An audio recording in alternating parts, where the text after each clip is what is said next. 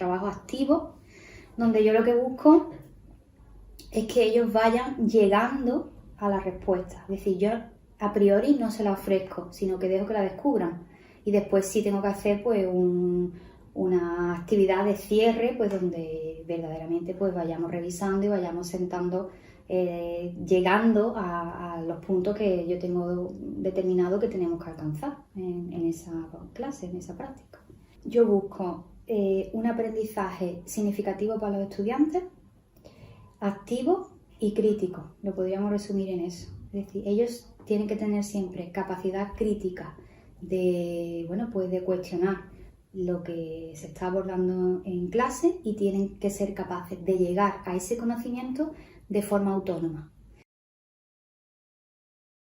Siempre lo mismo, el primer día y el primero, el segundo, tercero, a partir de ahí ya me pongo a disposición y le digo a esos alumnos que bueno, que ya lo hemos hablado y que pues no está todos los días repitiéndoles qué tal, cómo lo llevan, necesitas algo.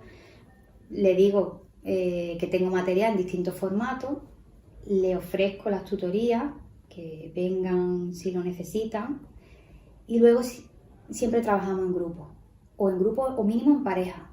Es decir, que nunca vamos a hacer un trabajo, que esos alumnos siempre van a estar integrados, o bien con otro compañero si trabajamos por pareja, o bien dentro de un grupo. Entonces siempre trabajamos en grupo. Forman siempre parte de un equipo, no hay trabajo individual y siempre se les ofrece material en distintos soportes. Pues a lo mejor lo que estaba en PDF lo requieren mejor en Word o al revés, en Word a PDF o la diapositiva más oscura en vez de más clara. El material lo tengo en distintos soportes. El material tanto virtual como formato físico, en papel, y luego continuamente estoy interpelando a esos alumnos al igual que el resto de sus compañeros, no es que haga ninguna distinción. Sí es verdad que sí intento que estos alumnos, yo los suelo llamar más como de forma más frecuente que a sus compañeros para que hagan de modelos.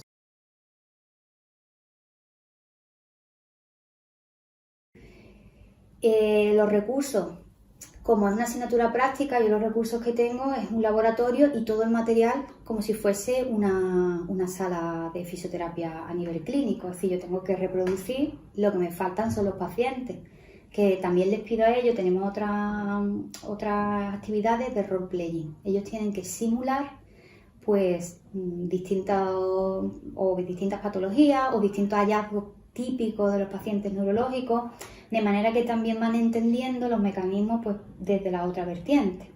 Yo el primer día de práctica, lo primero que hago, o sea, el primer día que nos conocemos, es como una especie de lluvia de ideas en la pizarra. Les digo, ¿qué pensáis que vamos a aprender las prácticas de la asignatura? ¿Qué os gustaría aprender? ¿Por qué temas tenéis más interés o suscitan más curiosidad? Y voy trabajando con lo que ellos me van diciendo y vamos haciendo una especie de lluvia de ideas en la pizarra. Y a partir de ahí, donde pueda ser flexible, lo incluyo y le voy dejando también claro que esta asignatura se continúa en el segundo cuatrimestre. Entonces lo que ellos me van diciendo yo me la anoto y voy dando pinceladas a lo largo de las prácticas y en el segundo cuatrimestre eso mismo pues ya lo trabajamos más desarrollado. Yo siempre empiezo con una primera actividad que es como de iniciación. Yo tengo que saber de dónde parto. Pues, por ejemplo, concepto BOBA. Si les había sonado, si no les había sonado, qué conocían, qué no conocían. Muy bien, por tanto, ¿en qué bloque estamos? El tratamiento. ¿Qué es el primer bloque, el segundo bloque? Segundo. Muy bien, comenzamos el segundo bloque de la parte práctica de la asignatura. Comenzamos el apartado de terapia. Y, como bien estáis indicando, vamos a comenzar por BOBA. ¿Qué sabemos de BOBA?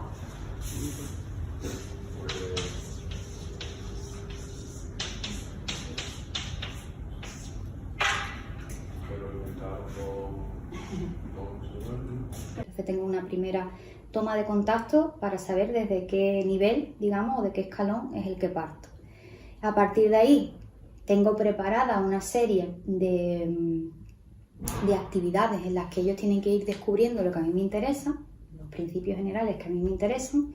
Por ejemplo, para hoy En realidad yo tenía más actividades, pero he visto que la primera era muy básica y no la necesitaban, por lo tanto no la hemos hecho. Hemos saltado directamente a rellenar la tablita que hemos estado trabajando. Entonces tengo una batería de ejercicios, de ejemplos, de pequeños casos a partir de los cuales quiero que lleguen a un principio general. Y después es el cierre, es decir, abro con una fase de iniciación de donde parto, ajusto las actividades que tengo pensadas al nivel desde donde partimos y luego tiene que haber una actividad final que sea de cierre. Por ejemplo, he habido un cierre que sería la puesta en común de esa tabla que ellos han ido rellenando, pero tenemos el cierre global de todo el bloque que viene con los casos clínicos, que se hará dentro de 2 prácticas, donde ellos tienen que empezar a aplicar desde lo más básico que hemos visto hoy hasta lo más avanzado que vamos a ir viendo a lo largo del resto de prácticas que nos quedan de este bloque. Y ahí es donde vamos cerrando ideas, vamos ya pues conectando y cerrando todo esto que vamos viendo de forma más parcelada. Los alumnos saben que ellos son parte activa de las clases. Ellos son fisioterapeutas y son pacientes, y yo misma también soy fisioterapeuta y soy paciente. En muchos casos yo soy la paciente, hago de paciente, reproduzco, por ejemplo, patrones de movimiento patológico que ellos no llegan a entender, y también le hago ese role-playing. Y luego, pues sí, yo soy la profesora, los estoy evaluando a diario, pero a ellos también les pido que me evalúen a mí y hacemos un intercambio, un feedback 2 veces, a lo largo del cuatrimestre 2 veces. A diario, todos los días, todas las prácticas, hago una evaluación continua de cada uno de ellos con una rúbrica. Entonces yo en práctica estoy continuamente observando pues los ítems que yo tengo en la rúbrica. Yo creo que el alumno se siente activo, partícipe, que llega a descubrir, no se lo digo yo, lo razona y lo integra, y eso no se lo olvida. Yo dentro de 2 semanas los vuelvo a ver y si le pregunto qué posición de trabajo sería la idónea para este tipo de pacientes, ellos rápidamente razonan cuál sería y por qué. Porque lo han razonado, han llegado a ello, no se lo he dicho yo. No creo que aporte algo que sea diferente.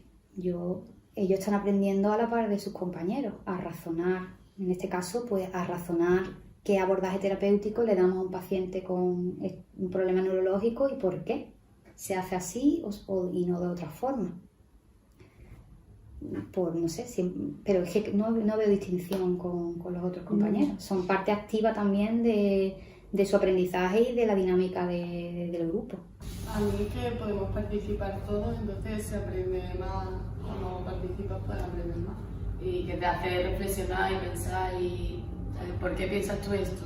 Entonces te lleva, muchas veces tú le preguntas y ella misma te lleva, ¿sabes? Te hace darte cuenta de tu propio error. Y que más dinámico también, ¿no? Que al ser 2 horas de práctica te obliga a estar más atento y más metido en la explicación, porque si fuera más te habla y tú no participas, pues a la media hora, a los 40 minutos ya desconectas. Claro. Es imposible estar más 2 horas echando cuenta a una persona que está hablando y así más te mantienes más activo. Nosotros como que formamos parte de la clase, entonces damos nuestra opinión, lo que nosotros pensamos y ella nos lo corrige. Si el profesor simplemente te habla, tú tampoco te da ese margen para que tú reflexiones y tengas dudas, simplemente te está hablando y te está contando lo que lo del temario. Entonces así pues mejora tu aprendizaje. A ver, después de explicar la teoría, hace muchos ejemplos de casos reales y casos clínicos y eso, entonces como que pones en práctica todo lo que estás dando teórico, que por ejemplo ahora aquí que hemos dado la teoría y demás, pues tenemos que ir viéndolo directamente desde aquí, desde primero. Entonces pues se hace más fácil. Que integra mejor los conceptos al participar y eso. Sí. Yo creo que lo mejor es que al fin y al cabo es equivocarse, la oportunidad de equivocarse. Si tú te equivocas, una vez que te lo corrigen es mucho más fácil aprender, ya se te queda seguramente más fácil. También tenemos un diario de práctica que cada uno va haciéndolo un día, entonces eso lo mandamos a ella, ella nos lo corrige, entonces tenemos también la seguridad de que los apuntes de la práctica están bien. La primera, que intente formarse un poco sobre el tema, porque, bueno, si no, se te puede escapar un pelín de las manos. Se puede hacer también sin formación, pero bueno, sería conveniente formarse. Y lo segundo, que cuando planifique, tenga en cuenta que se va a exceder de tiempo en lo planificado. Es decir, que si tenemos 15 prácticas, como en nuestro caso, que yo no planifique contenido para las 15 prácticas porque no voy a llegar a ese contenido. Es mejor que deje un par de prácticas, pues como a modo de repaso, aunque las tengamos que nombrar con unos contenidos, pues 1 y 2 del mismo contenido, porque el inconveniente es el tiempo.